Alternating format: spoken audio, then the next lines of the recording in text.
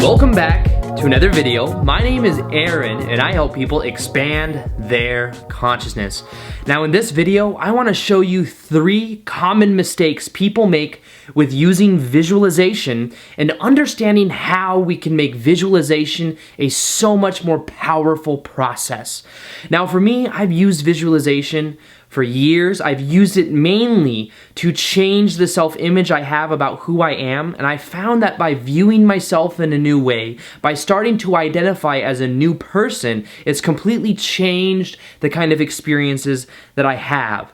Now in this video, what I want to first do is share with you the first mistake that I see with visualization, and that is thinking that whatever we visualize is what we have to experience and what we want to experience. Realize that when it comes to the process of visualization, the purpose of the visualization isn't so that we visualize because that is exactly what we want to experience in our life.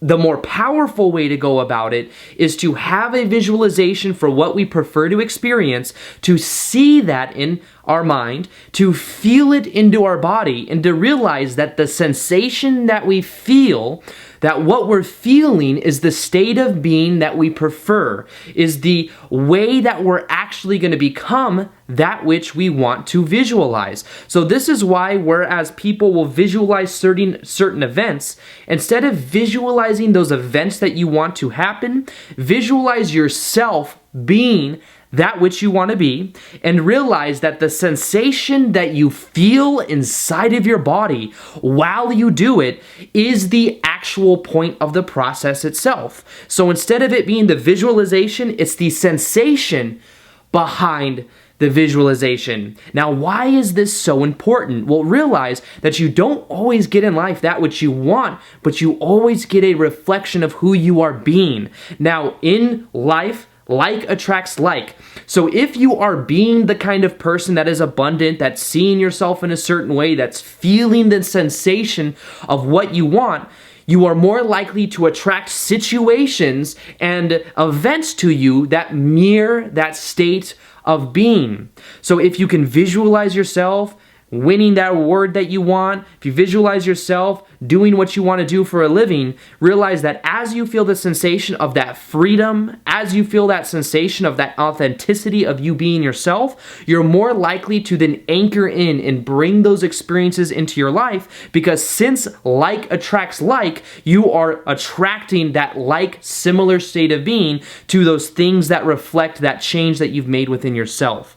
Now, the second mistake that a lot of people make with visualization is thinking that it's all about the mentalism. Now, it's kind of related to the first one, but it's about really understanding that when you are visualizing, instead of focusing so much on the image of what it is, focus on the heart space. Now, this is about understanding that the heart is much more powerful than the head. It's 50, I can't remember the exact numbers. Maybe I'll put a little text right here that, explains it, but it's like 50,000 times stronger or 50 times stronger than the electromagnetic energy of the head. So when we get into this space and you get into visualization, instead of feeling and thinking about it in the head, feel it from the heart. All you simply have to do this, and you could do this right now with me, take a deep breath in.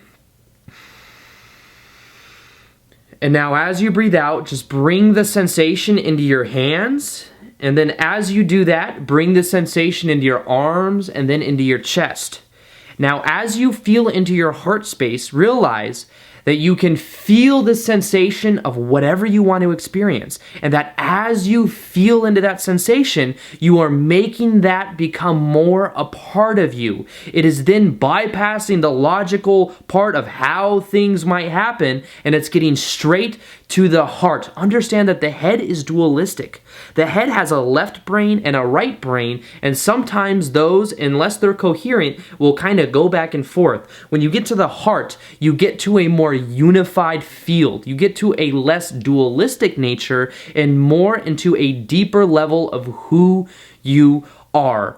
So more so than the mentalism of thinking, some people don't even visualize in the form of images. Some people are more auditory, meaning they hear. Some people have more of a sensation of it, which is what I'm suggesting with this video. The third mistake that I see very commonly made is thinking that the actual vision that we had for what we want to experience has to come to manifestation.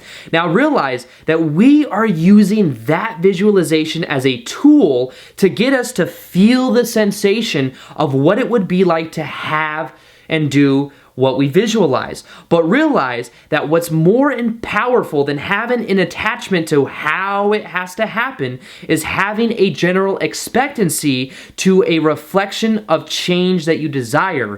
What this means is that instead of going into the world looking for that exact situation to happen, you more of take away the specifics of it and you allow it to happen in whatever way it's meant to happen. This means that you get much more general with the process and you realize that it's not so much about the outcome you had envisioned, but the sensation that you had that you are now cultivating into your body, that you are anchoring into yourself. And as you begin to do that more, you find that things begin to happen because you are now changing your set point, you're changing who you are, and now the reflection can come.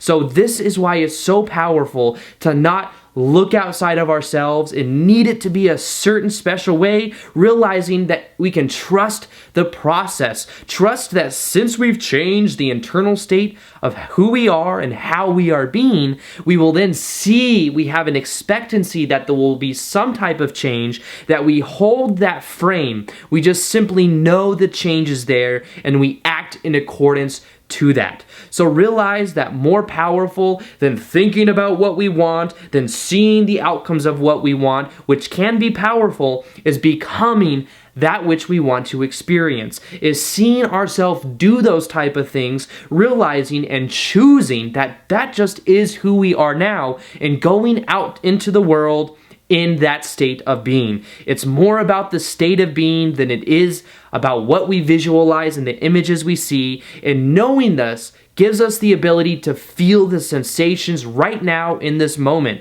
If we have a desire to feel more freedom, we can start to feel and give ourselves permission to feel that freedom, and the paradox of it is we're more likely to actually manifest something that reflects that change that we've made within ourselves. So with that being said, I hope you guys enjoyed this video. Feel free to like this video if you liked it, share it if you found it of value, and as always, I will see you guys on the next video. Peace, much love, namaste. All right, bye.